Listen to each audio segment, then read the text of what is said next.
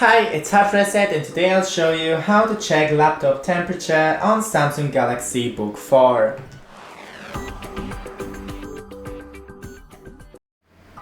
Open the browser and type in Core Temp. Now scroll down and open the Core Temp and download it. Now open File. Yes.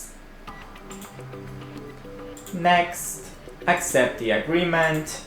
Next, here you can browse where you want the application to install.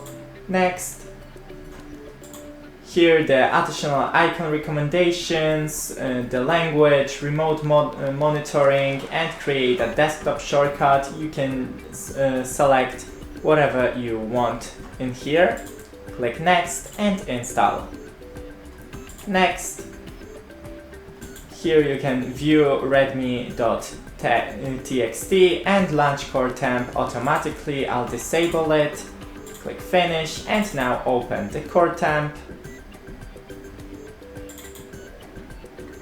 Click Yes.